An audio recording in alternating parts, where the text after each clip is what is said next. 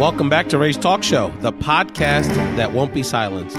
Thank you so much for joining us. Subscribe to Ray's Talk Show on iTunes, Spotify, or anywhere else you can download a podcast, and keep the conversation going on Twitter at Ray's Podcast or Instagram at Ray's Latino Talk.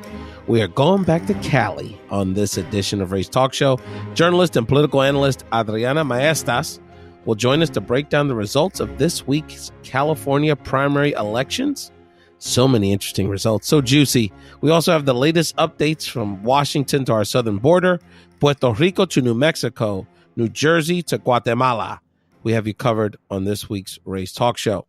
But first, a word on our history. The separation of children from their parents, the grave indifference for the lives of American citizens on the island of Puerto Rico, these tragedies aren't just Trump-era phenomenon. They are another sad chapter of our nation's history based on conquering the lands of Native Americans and Mexicans, along with their subsequent genocide and the subsequent enslavement of Africans. The United States was built on this violence of its European settlers. Puerto Ricans didn't send the United States an Evite to come to our shores to colonize us. It's ironic that Latin Americans of today are treated like violent criminals simply for requesting to cross from the city of Juarez into the city of El Paso, from the state of Baja California into the state of California. We are treated, as Trump said himself, like animals for the simple act of protecting our children and family from violence. And despite this dehumanization, there is no hint that people of color have malice towards this country. It's actually the opposite. Studies consistently show that Latinos in particular are more optimistic about our nation's future, are more committed to our democratic ideals and our economic structure, and our military participation alone are clearly amongst our most patriotic Americans. So when we apply for refugee status to enter our own native lands in the Southwest, or exercise our First Amendment rights by kneeling during the national anthem, or when we frickin' go deliver a pizza to a military base in Brooklyn, we are again treated like strangers with bad intentions. Meanwhile, the president and his complicit Republican colleagues in the U.S. Congress are the true traitors to our democratic values, and the ones pushing policies that are stagnating our wages, making healthcare and college increasingly unaffordable, and create deeper divisions amongst us all. Indeed, history repeats itself. The only questions are, will we learn from the past? Will we learn from what's right in front of us right now and stand up for our democracy and our humanity? Let's now hear from Adriana Maestas about California elections, and we'll be back to discuss the latest news on Puerto Rico on Ray's Talk Show. You know, I love California. My friends out there, they're so progressive and happy and attractive, and they eat so well. And they really are sort of, particularly from a Latino perspective, sort of the trendsetters and the leaders in our community in so many ways. And I love elections. And last night we had some very important elections, not only for Californians in those primaries, but that really impact our politics nationally. And I wanted to have a conversation. And when I want to talk about California politics, this is the first woman that I reach out to, freelancer, political analyst, and someone that really is engaged in California politics and Latino politics nationally. A great friend to the show, Adriana Maestas. Adriana, welcome back to Ray's Talk Show. It's been too long. Thank you for having me. I'm glad we could discuss this about what happened, what went down yesterday. No, and I'd love to get your perspective, because there's sort of the mainstream perspective, then there's kind of nationally that doesn't know what they're talking about, and then there's kind of like the California mainstream perspective, and then there's the real perspective. So we wanted to sort of get kind of on that level, and there was a lot going on last night. There's a lot of races, and we encourage people to read up, and we'll have some links to the show notes about different articles that we think sum up a lot of different races and analyze this from a lot of different perspectives. But we want to definitely touch on some of the major races and some of the major dynamics as it related to our community and kind of what this means for our politics nationally. So, Adriana, before we get into the governor's race and the Senate race, what's kind of your big picture takeaway you want our listeners to understand about what happened last night in the California primaries? I would say gosh, it's all over the map. So it's kind of hard for me to make generalizations, but I do think that money played a factor in some of the elections, and some of them not so much. And we're kind of seeing that with the governor's race. The one that I think is really interesting is Antonio Villaraigoza not performing that well, even after a real large cash infusion. So that one was kind of shocking to me. I also think that it's interesting that there was a lot of talk about a lockout of Democrats in a lot of the congressional races that were kind of tight, and none of that happened. So Democrats did advance in those important congressional races, which I think is key, especially if the Democrats are going to try to take back the House. The other thing I think is just I feel like maybe like voters have a little bit of fatigue because there were so many commercials. And I know the last few days, the last few weeks, just so many mailers. I want to say on Saturday, I received 22 mailers alone. So I just sort of feel like, I feel like people probably are a little happy today that we're going to ease up on this kind of messaging, at least until we head into November. Yeah, no, there's as a campaign professional myself, I know, unfortunately, that there's a lot of money wasted in politics, and direct mail is probably the biggest one. It has a purpose, but when people get inundated, it really can suppress voter interest, regardless of your intent.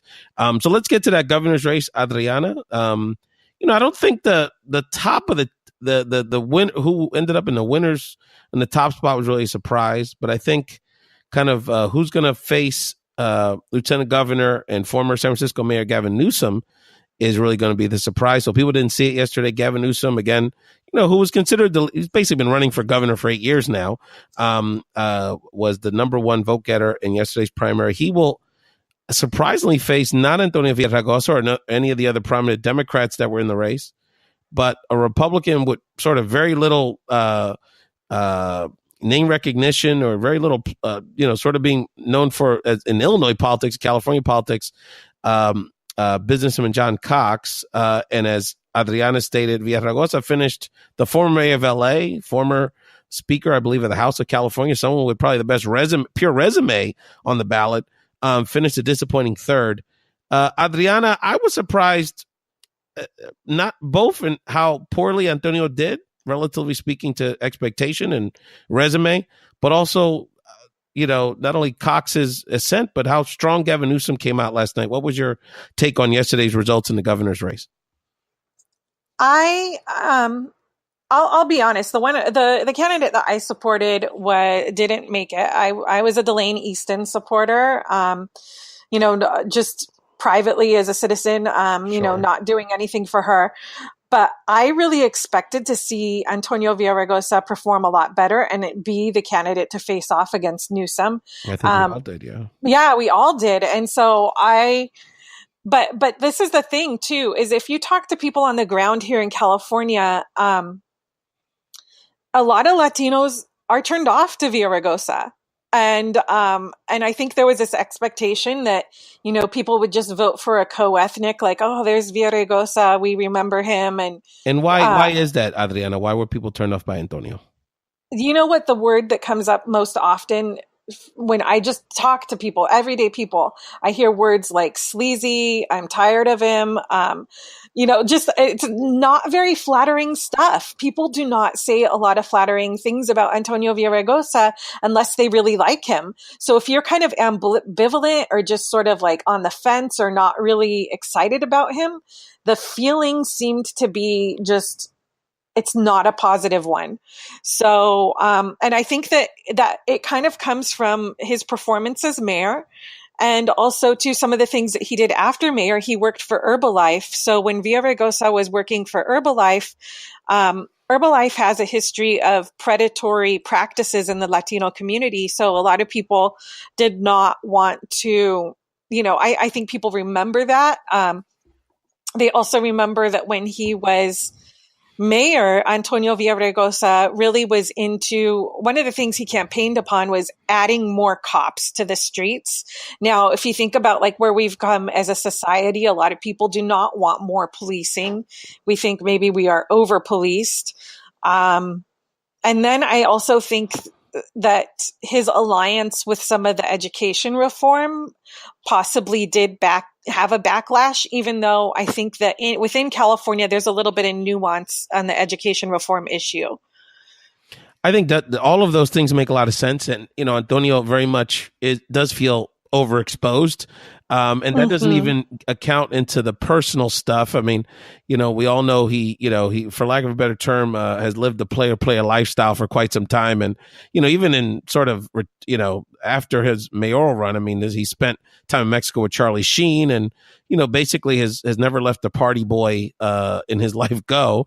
And, it's really interesting. And I have experience literally being his driver in Chicago many years ago, Adriana. And, he was at that point, he had just run the first time unsuccessfully for mayor of Los Angeles, but was still a prominent political figure in California and nationally. And if you recall those days, was a rising star in sort of national Latino politics. And it's a long story, but he basically partied all night, and I basically had to drag him out of his hotel room to get him to get him to the airport on time.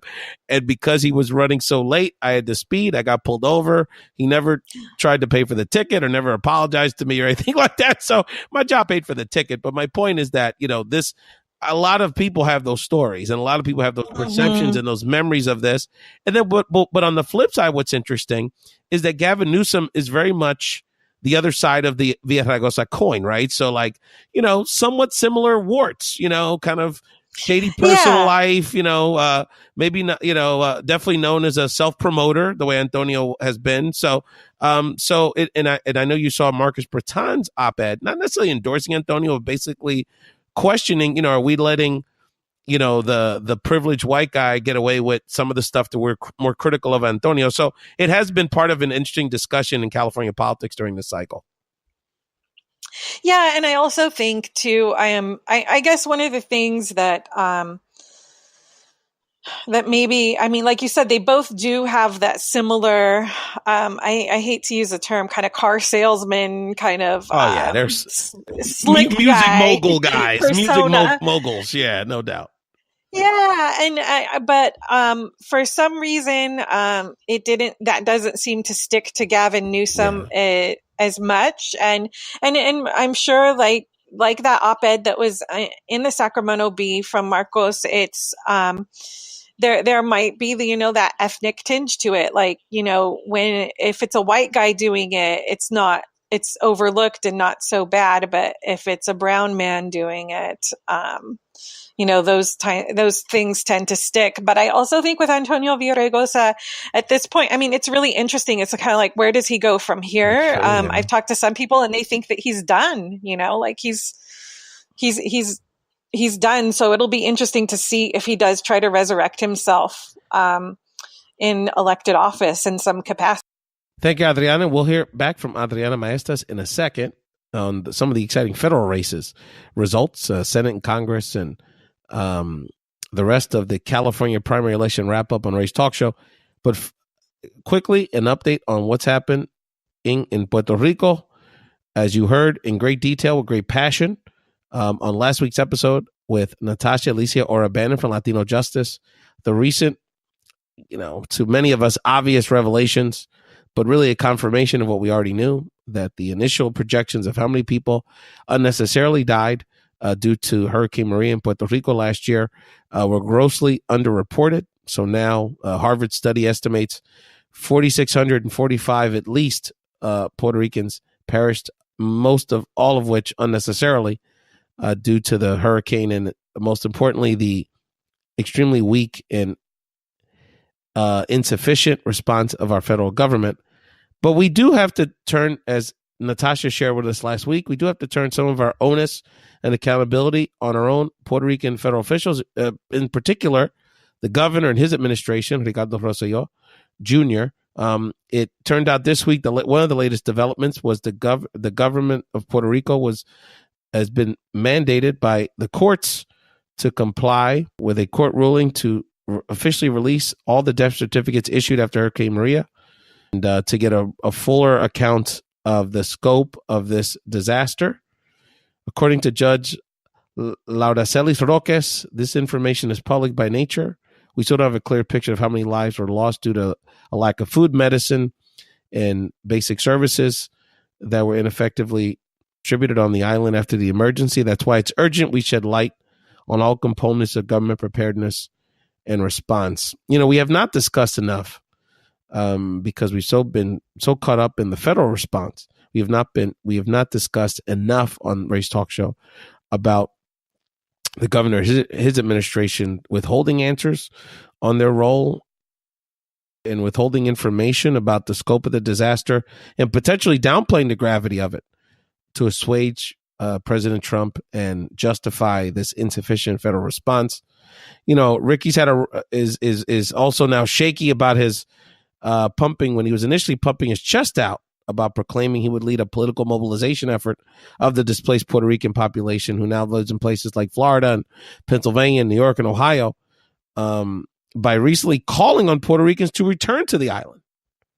While we need to continue to push the federal government to treat the island's residents like we would any other Americans and any other humans, we also need to hold our Puerto Rican-based officials accountable. Unfortunately to say, but much of the blood of the 4,645 at least people that we lost is also on their hands. Follow hashtag 4645 Boricuas for more conversation on these issues. One of the most touching moments this week was the display of the shoes of thousands of the people that we lost, loved ones, activists, concerned people, put those shoes in front of the Capitolio in San Juan, Puerto Rico. We need to continue visually from an advocacy perspective and share the stories of those wonderful people that we lost. And we're going to continue to have those stories and honor those people who contributed so much to our island, so much to our country on Ray's Talk Show. Let's get back to Adriana Maestas to talk about this week's federal election results and what they mean for California, Latino politics, and the makeup of next year's Congress. On the U.S. Senate side, Dianne Feinstein, one of the kind of Democratic bulwarks of the U.S. Senate, relatively easily got the top spot. She's going to face off with State Senate Democratic leader Kevin De Leon, who was trailed pretty far behind. It was even unclear until late in the night if he was going to get into that second spot. Again, I think when you're talking about what I'm looking at, over 1 million vote spread going into November, it seems like an uphill climb for Kevin. But what was your take on what this initial result means? He's going to have 5-6 months to state his case again. Going to be a little more focused effort. I'm personally glad that Kevin is making the run one way or another to push Dianne. She's been, she'll argue a champion in the Senate for Democratic causes. Some of us would argue, yeah, you've been generally pretty good, but when it's come to immigration and certain issues with foreign affairs, you haven't always had our community's interest in mind as a priority. So what was your take on the Senate results last night? Well, I think that he just sort of campaigned minimally to make it into the top two. So he has a very lean campaign. I'm glad that he's there because I think he will push Dianne Feinstein to the left and put certain issues like immigration and maybe call attention to some of her foreign policy, which has been kind of conservative. I mean, I'm glad he's there. It's going to be interesting, like you said, to see what he does in the next 5 months. And if he can reach out to a lot of the grassroots people, I think he can come within striking distance. I think it's going to be very hard to beat her. But I also too think that, he has youth on his side. He is much younger than Dianne Feinstein. He clearly, he represents the younger face of California, which is younger, Latino. So he has that going for him. I think it's going to be Absolutely. interesting. And what's interesting, Adriana, I don't know what your take is on this, on my take about it, is that what's really interesting is that to me, the governor's race particularly with John Cox, the sort of Trump preferred Republican candidate, getting in the top two, is very much, even though it's a state election, is very much going to be is going to have national overtones, because it's really going to be kind of about, the resistance versus the Trump agenda. Obviously, Gavin Newsom is going to be the heavy favorite because of the demographics of California, but that's going to be it's going to be very much a referendum on Washington at this point. Whereas the Senate race, even though it's a federal position, to me, feels like it's going to have a more California-centric issue-focused trend. So it's obviously, there's a demographic element to it. Like, Kevin very much represents the new California, the demographics, his generation's energy, his generation's focus on how they focus on issue priorities. I think he's going to bring the discussion to the table on how we deal with Medicare in this healthcare in this country, consumer rights issues, which he's been in the middle of. In the California legislature. So do you see it that way? Do you see sort of like the governor's race kind of having more of a national ideological tinge to it, whereas the Senate race is going to be more about issues? I think so. I also think that there could be a little bit of framing about Dianne Feinstein coming from the old establishment guard, like so, she has like a fundraising advantage. There's probably a lot of operatives and people who are just going to continue to stay on her train because she has longevity and seniority. And with that power, I just think that, Kevin De Leon, he's going to have to try to make himself better known across the state. And he really isn't, because if you think about it, he represents in the state Senate an area here in Los Angeles that includes part of downtown, whereas she's been a known quantity for over 20 some years. Yeah, so no. I think there's that.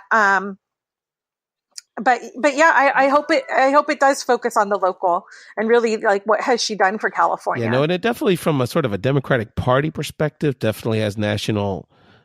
Speaks to a larger national discussion, because my goodness, the Democratic Party is, with a few exceptions. Kamala and Cory and a few people, but generally the Democratic leadership is so freaking old, and they're not just in age, but just, look, they're creatures of Washington. Whether people want to admit it or not, and that's what that's really spoke to Bernie's success a few years ago, and that's what's speaking to this thirst for getting fresh candidates like Kevin, and thinking about, and I know the cash, I think about what the Castro brothers, the energy they could be taking advantage of and what them threw their hat in Texas.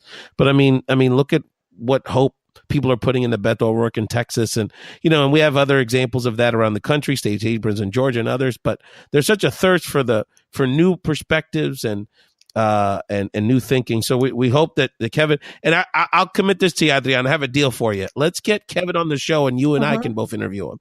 I think that would be a good conversation. Oh yeah. No. And again, you're listening to Adriana Maestas. Adriana is a freelance writer and political analyst based out of Southern California.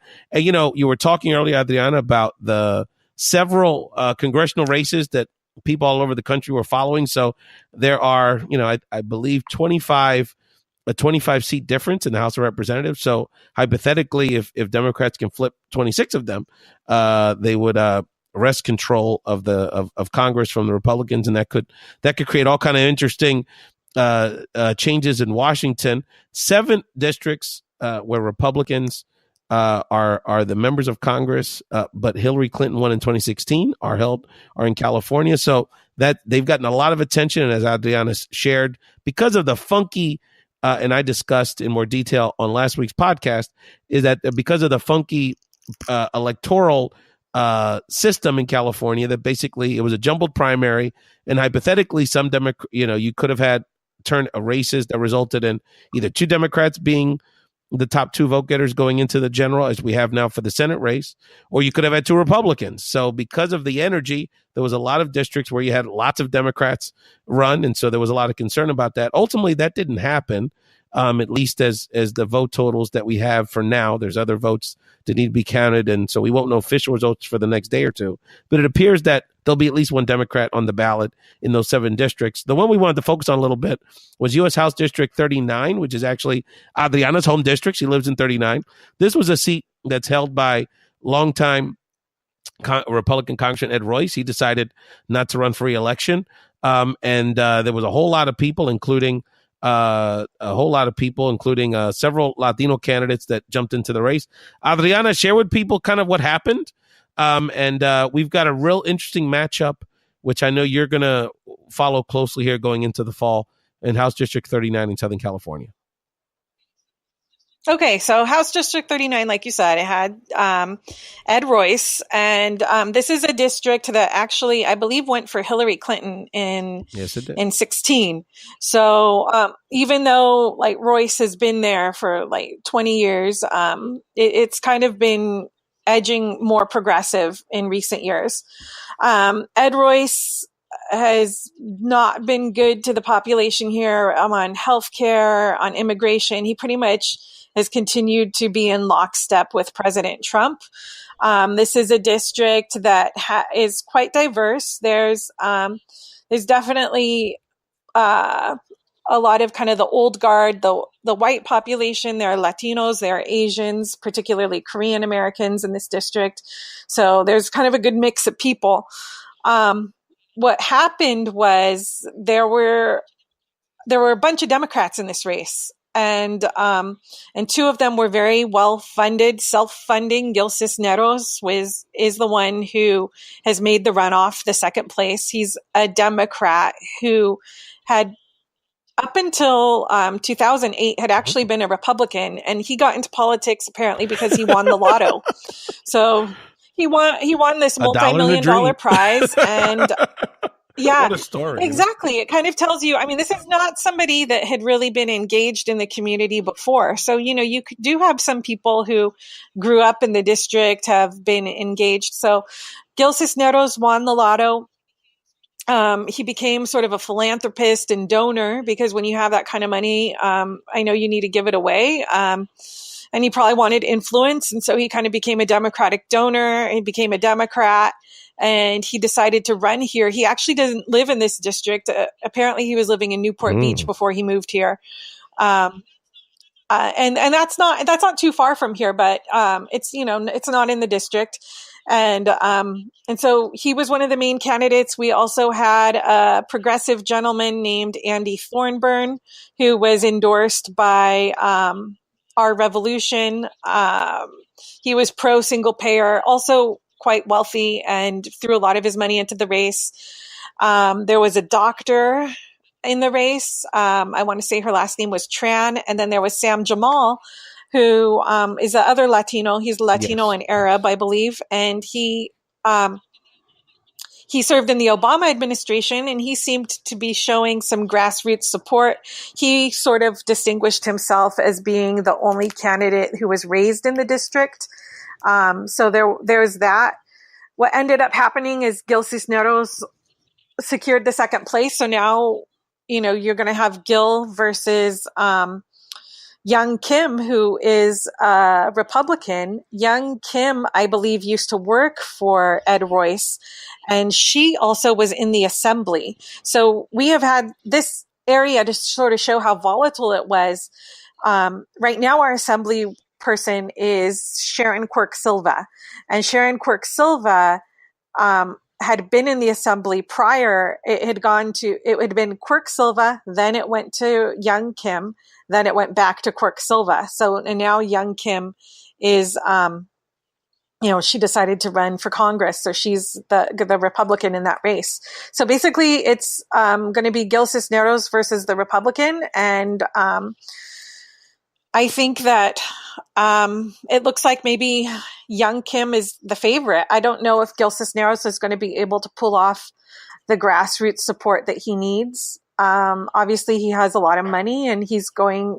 I think he's in a position to self-fund. So we'll see what he does. But I feel like there were a lot of Democrats, because it was so divided. I don't know how people who supported Sam Jamal and Andy Thornburn and Dr. Tran are going to feel about coalescing around Gil Cisneros.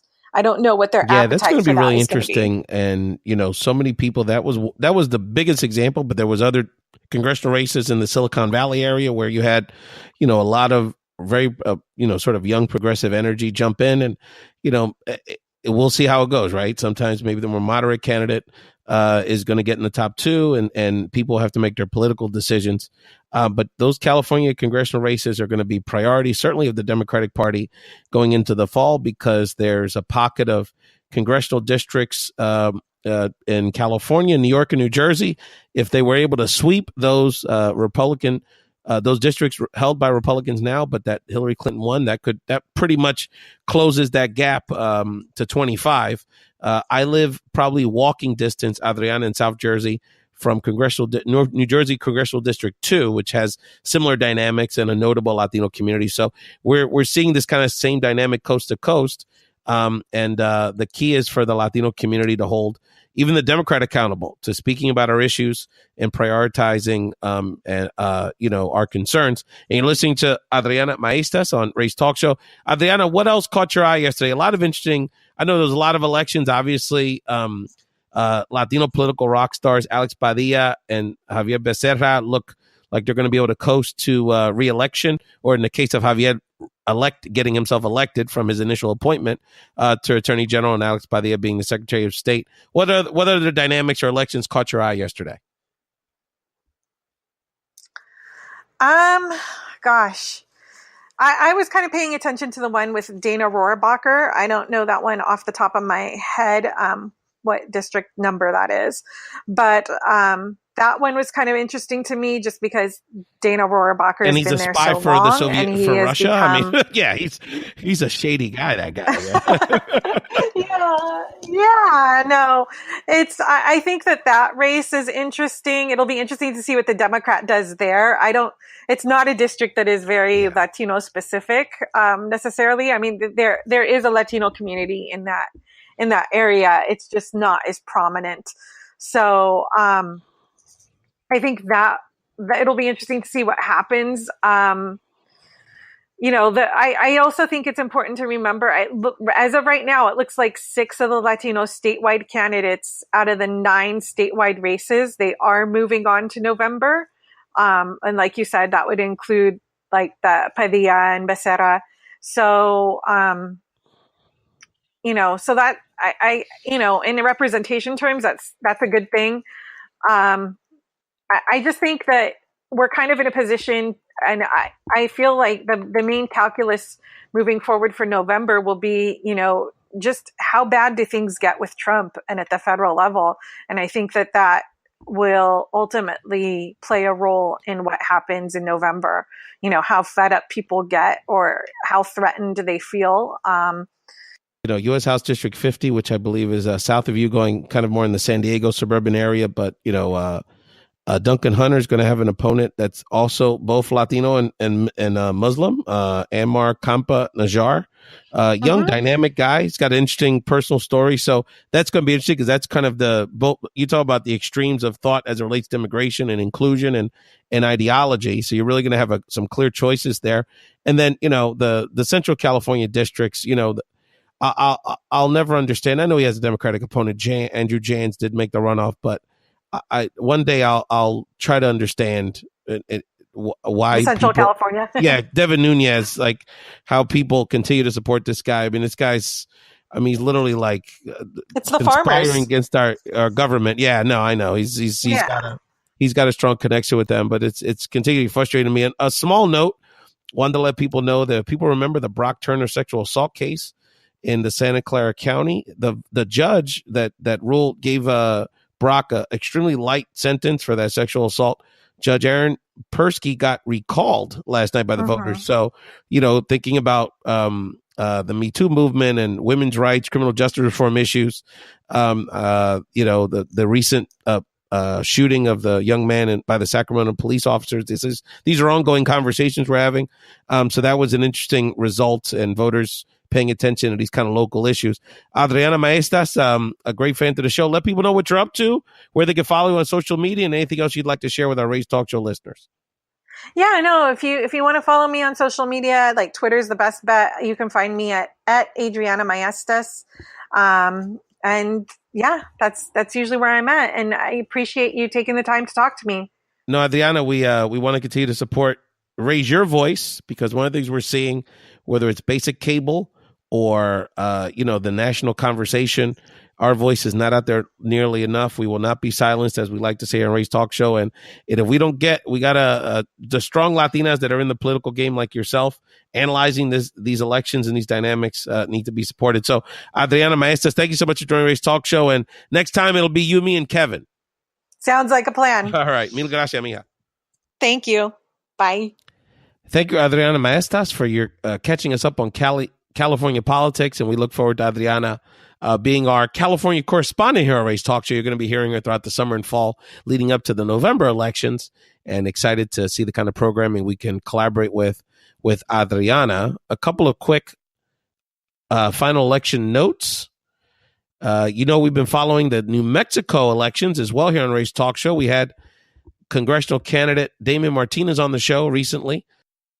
He actually finished second in his race for Congressional District 1 in New Mexico. Deb Haaland, the former chair of the Democratic Party, won the primary election and is positioned to be the next representative representing Central New Mexico in Congress, and also would be the first Native American woman to serve in U.S. Congress. That's really incredible to think that it's taken into the 21st century for that to happen. But congratulations to Deb Haaland.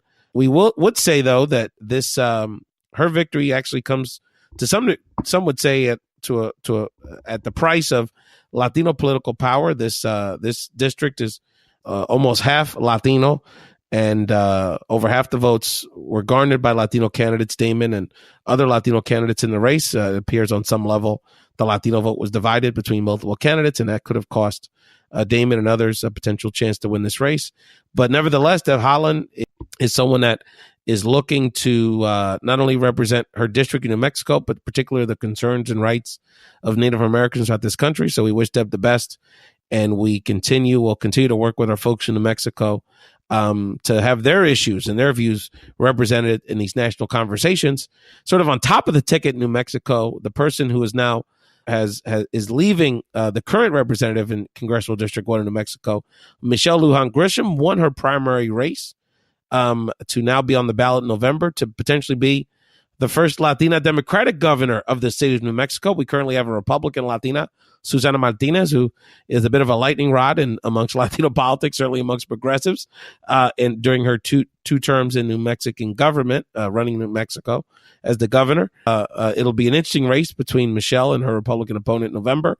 We wish Michelle Lujan Grisham the best. She's served as not only in Congress with a lot of valor and as a champion for our issues, for many of our issues, but she also has served as the chair of the Congressional Hispanic Caucus. So she has provided leadership amongst Latino federal officials on a national level. So best of luck to Michelle Lujan Grisham. A quick note, in New Jersey, it was interesting to see Senator Bob Menendez won not quite as convincingly as you would think in his Democratic primary election. He only got, well, relatively speaking, 60% of the vote against a complete nobody. I believe that really took place because his Republican opponent, who won his primary race, Ben Lugan, spent a significant amount of money sort of with attack ads on Bob Menendez in the spring, alluding to his to the indictment, but ultimately his subsequent hung jury on federal charges related to ethical issues. Bob has been censured or has been slapped on the hand by his fellow senators during an ethics investigation. But nevertheless, Bob is not going to, the charges have gone away, and Bob continues to be a champion for our community. Not to say he didn't make some mistakes as it related to some of the campaign finance issues and some of the things he was accused of doing. But the bottom line is that Bob Menendez is a champion for our community and someone that continues to deserve our overwhelming support. And we'll see what happens in the fall. He will likely have to spend some money and campaign a little more vigorously than he probably would normally expect, being a Democratic senator in a very blue state like New Jersey. But nevertheless, there's nothing wrong with that. There's nothing wrong with campaigning vigorously to retain your seat. The other two tidbits I wanted to share was that we haven't spoken much about the tragedy that took place last week in the country of Guatemala. The Fuego volcano erupted, which resulted in the loss of over 100 lives in Guatemala.